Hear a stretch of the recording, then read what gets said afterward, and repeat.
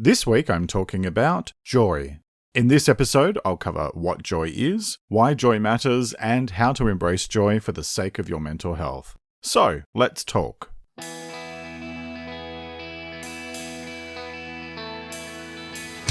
This is Let's Talk About Mental Health. I'm Jeremy Godwin, and each week I share simple and practical ideas for better mental health based on quality research and personal experience. I spent most of the 2010s dealing with severe depression and anxiety, which led me to change careers and study psychology and sociology so I could help other people to find ways to improve and maintain their mental health. Each episode, I look at a different aspect of well-being, and I focus on how-to advice that is straightforward and direct. So, get comfortable and let's talk about mental health. Hello and welcome to episode 93, and thanks so much for joining me. This week, I'm talking about joy. Last week, I dealt with a pretty tough topic, and a huge thanks to all of you who reached out to me with positive feedback about that topic, because I was second-guessing my choice for a little while there. So I thought this week it might be best to explore something a little bit lighter and more joyful. And what could be more joyful to talk about than joy? Because it's one of the nicest feelings that we get to experience sometimes. And even though it's a fleeting emotion, which all emotions are, there's a lot to be said about the simple joys of life and the positive effect that they can have on your mental health and well-being. So that's what I'm exploring today. Before I get started, have you watched the latest episode of Let's Talk About Mental Health TV over on YouTube? Because this week I'm talking about why antidepressants are not the answer to magically curing mental health issues, and how to approach your well-being in a more well-rounded way than simply hoping that popping a pill will do the trick. You can watch it now on YouTube or head to letstalkaboutmentalhealth.com.au where you'll find it on the front page. And it's also available on IGTV. And if you like what you see, then please hit like and subscribe to the channel because it helps me to grow on YouTube and enables other people to have my content suggested for them. You'll find the link to the latest video in the episode description on whatever podcast service you're currently listening to me on. So with that covered, on with this week's episode about joy.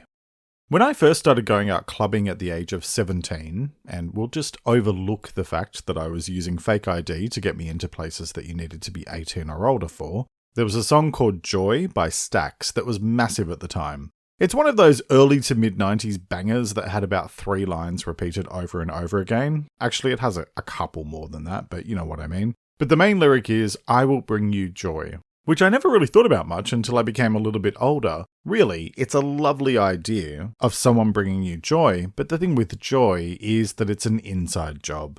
People, places, and situations can contribute to your happiness, but taking that and feeling the joy requires you to process all of that internally and transform it into joyfulness, which is effectively my manifesto for this entire episode. There are lots of things that can contribute towards your joy, but only you can decide whether or not to feel joy.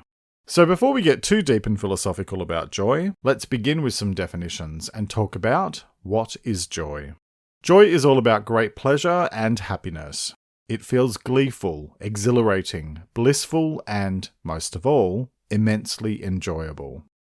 Now, what causes joy isn't a particularly simple question to answer, because it can be felt when something major happens in your life, such as a big life event for you or a loved one, or it might be something relatively small, like having a blissful time sitting out in the sunshine after a long cold winter, which is what I was doing when I was writing this episode. Or it could be something that has happened in your life that connects to a broader goal or idea of life that you have. For example, we just got chickens last week, which we've been wanting to do for a while now, and it's another step towards turning our backyard into a productive and enjoyable space for us. And so we've been sitting out and enjoying watching the chickens get settled into their new home, which has been such a nice feeling to enjoy. Now, of course, I made the point a little earlier that happiness is an inside job, which is something I discussed back in episode 61 about, funnily enough, happiness. And that might raise the question, why am I talking about these external things as being joyful? And the answer is, they are things that I am joyful about. Because as lovely as the chickens are, they really don't care if they live here or somewhere else. So it's not the chickens that make me joyful, but my reaction to the chickens. And I seem to be spending a lot of time talking about those chickens this episode, so you can clearly see how excited I am about them. When we feel joyful, your brain floods your body with dopamine and serotonin. And if that sounds familiar, it's because some substances, like drugs or alcohol, can mimic or trigger that feeling, which is why they often become addictive. However, the high will rarely last, and it can take more and more each time to achieve the same sensation, if at all. You might have heard of drug addicts chasing the feeling of that first high, which remains more and more elusive the more they use. And by the way, if you or anyone you know is dealing with addiction or is concerned about it, please check out episode 34, which is all about, you guessed it, addiction. So I'm sharing all of that because it's about understanding that there's a need to be mindful about joyful sensations derived from external things, because good mental health, sustainable mental health, involves making healthy choices. And I'll come back to that a bit more in the how-to section. First, let's talk about why does joy matter? And it matters because if you want to feel more joyful in a healthy way, then you need to understand where it comes from and how it manifests for you, so that you can make the most of it when it happens. Because moments of joy are never permanent. But then again, neither are moments of sadness, because nothing lasts forever. Even the darkest and most powerful storm eventually fades so that the sunshine can return. Learning how to embrace joy matters because studies have shown that positive emotions help to decrease stress, increase life satisfaction, and build your emotional strength. In other words, learning how to embrace joy can help you to lead a happier life. And a big part of that is about learning how to find the joy in the smaller things, rather than holding out in hope of big life-changing events. For example, there's a good reason why a lot of lottery winners often find that their initial happiness fades quite quickly, and that's because we human beings tend to adjust very quickly to our new circumstances, which is kind of surprising when you consider how resistant we are to change.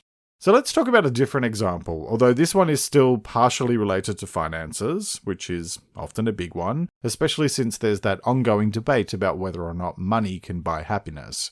So I want to share a brief quote by a British organisation called CABA, and the quote is, "When people evaluate their income or education, they generally measure it against the locally prevailing norm. This may explain why overall increases in income and education have had little effect on the overall happiness of the population. In Australia, Britain, Germany, and the United States, average happiness has failed to rise since records began, despite massive increases in living standards." And the link for that is in the transcript. So the point here is that even earning more or having a higher standard of education is no guarantee of greater happiness and joy in life, because we just compare ourselves to where we live, rather than the world as a whole. And continuing on from that point with another quote from the same article, I'd like you to think about this piece regarding emotional health in children.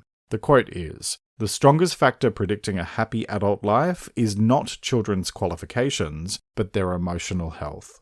And again, you'll find the article linked in the transcript.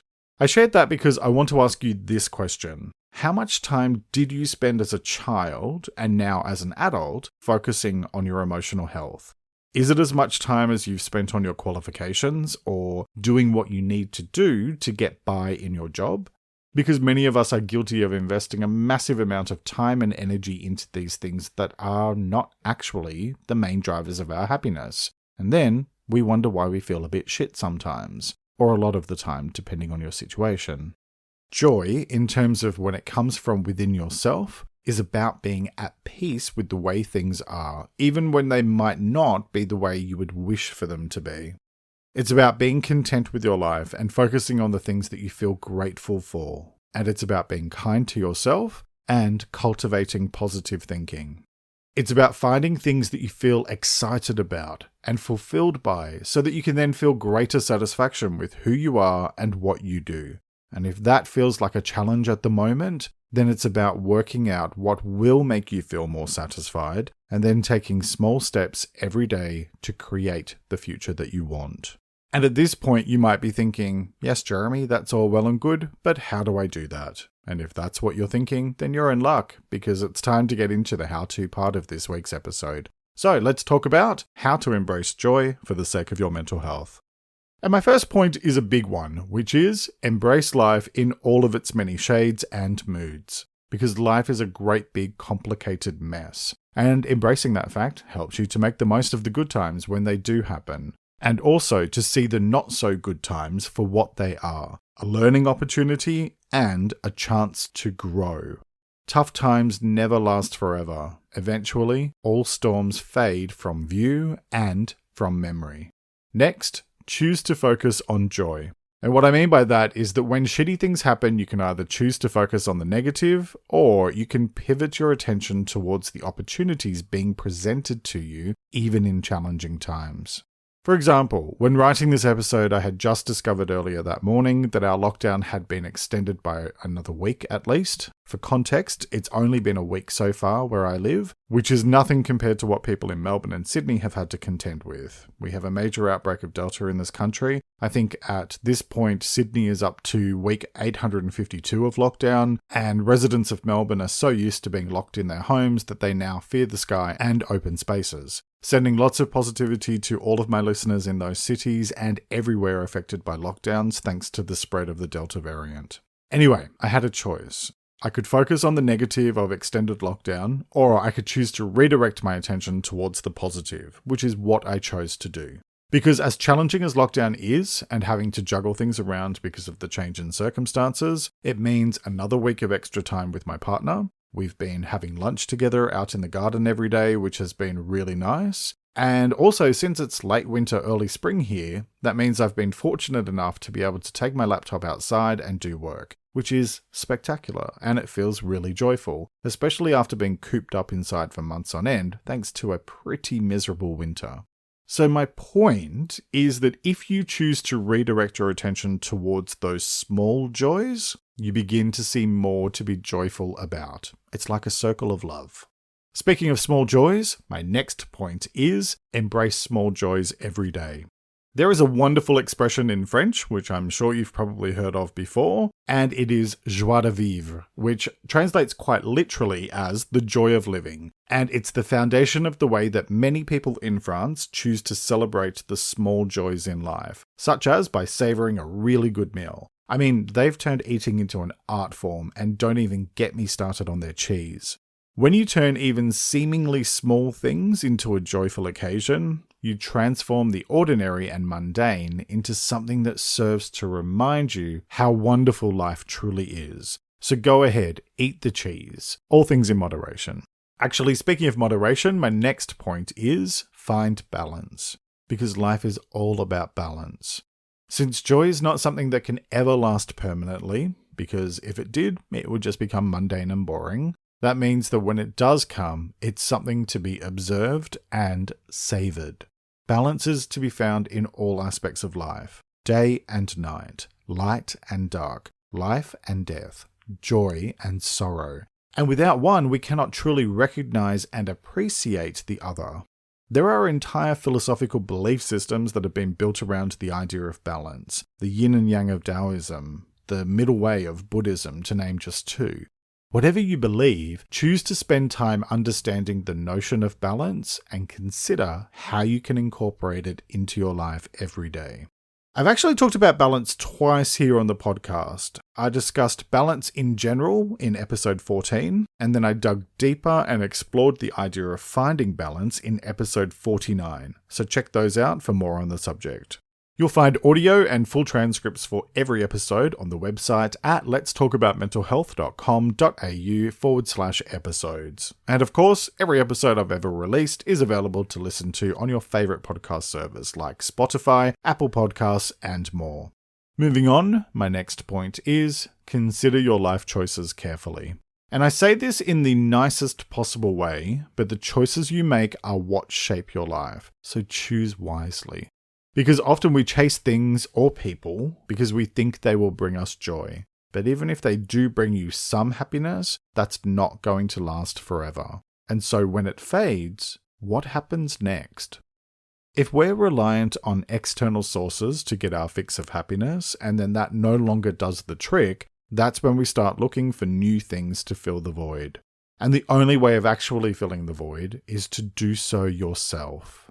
That's something you do through focusing on growth, which I talked about back in episode 37, and by building a strong sense of self-worth, which I discussed in episode 78. So I'd suggest checking out those episodes and also taking some time to reflect on where you are now in terms of your life choices, without judgment, so that you can then identify what's working well and what you might need to change in order to bring your focus back to the things that are within your direct control, like happiness. I talked about reflection in episode 12 and control in episode 48, so those episodes might be helpful as well.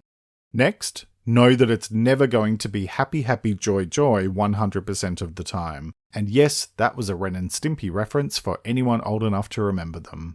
This is a big part of that realistic optimism thing I talked about back in episode 47, and it's about recognizing that life is like a roller coaster. Sometimes you're up, sometimes you're down, and sometimes you get thrown about so much that you lose your lunch. Knowing that fact anchors you in reality and allows you to see the tough times, and even the times that are just a bit meh, as just part of the journey. Next, smile, because even just the simple act of smiling can elevate your mood. Yes, even a fake smile. According to Healthline, smiling can trick your brain by elevating your mood, lowering your heart rate, and reducing your stress. The smile doesn't have to be based on real emotion because faking it works as well. And you'll find the link for that article in the transcript. And one thing that can help you to smile more is my next point, which is focus on the positives and cultivate an optimistic mindset. Because what you look for is what you see. So when you focus on the positives, you will tend to find more to feel positively about.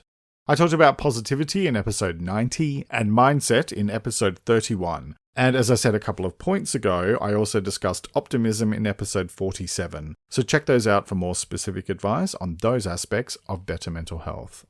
My next point is let go. And this is one I talk about a lot here on Let's Talk About Mental Health. And I covered letting go in episode 32. And I do so because when we hold on to past hurts and old anger, all it does is eat away at us and rob us of our happiness. That doesn't mean that you have to forgive people for doing harm to you, which I talked about in episode 44. But instead, what it means is that you can find healthy ways to release all that pain so that you can move forward. Because that is what allows you to focus more on joy. And to talk a little more specifically, my next point is let go of relationships that are not positive or that rob you of your joy. Because, well, actually, do I really need to explain this one? Because toxic relationships or even just general negativity leads to drama, and drama sucks the joy out of life. I mean, I feel so strongly about this that I've gotten to a point in life where I stop watching TV shows if the main characters are toxic, but that's another story. Anyway, I covered toxic people in episode 75, so that may be helpful if you're dealing with those types of situations in your life. So leading on from that, my next point is build and maintain quality relationships. And I say that because it's the quality of your relationships that matters most, rather than how many you have.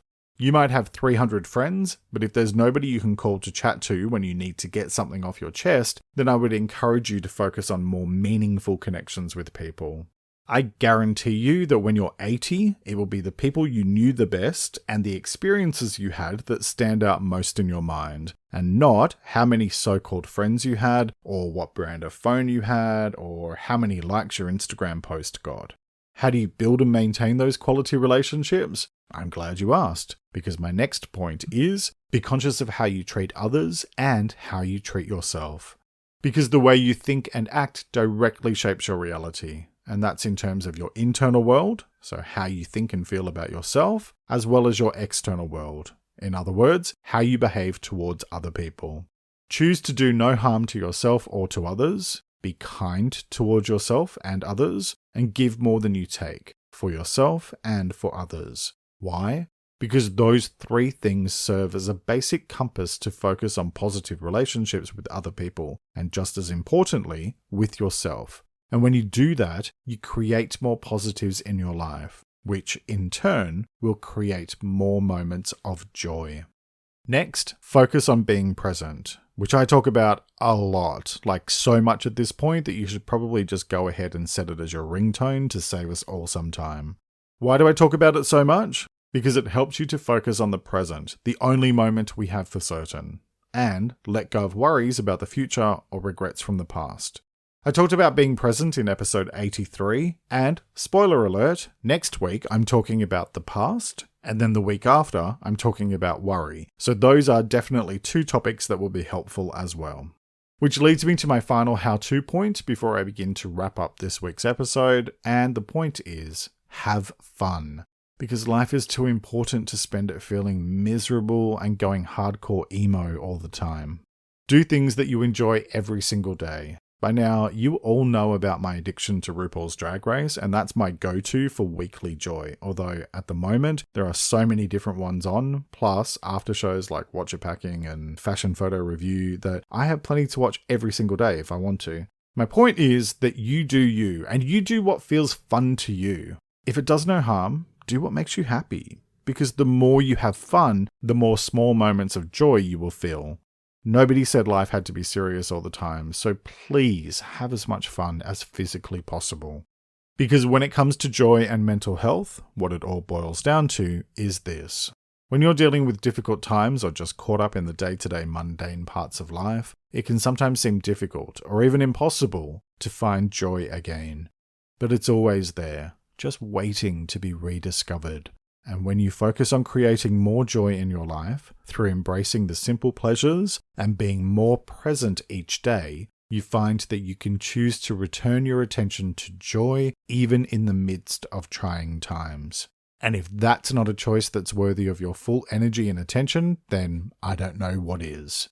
The choice is yours, as it is with all things related to your well-being. So, what choice will you make today? Each week I like to finish up by sharing a quote about the week's topic, and I encourage you to take a few moments to really reflect on it and consider what it means to you. This week's quote is by Marcus Aurelius, and it is, "Remember that very little is needed to make a happy life."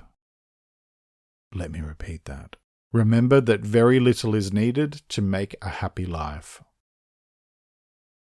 Alright, that's nearly it for this week. Next week, I'll be talking about the past. I talk about the whole past, present, future thing a lot here on Let's Talk About Mental Health, and the past, in particular, is this weird place that both exists and doesn't exist at the same time, because it's done and dusted, but it still lives on in our memories. And it's also something that both matters and doesn't matter at the same time, which is enough to make your head explode. So next week, I'm turning my attention to the idea of the past, and I'll be exploring how to deal with all of these competing thoughts about the past so that you can learn from it. I'll be talking about what the past is, why viewing the past both objectively and thoughtfully matters for your mental health, and how to both embrace the past and, more importantly, make your peace with it.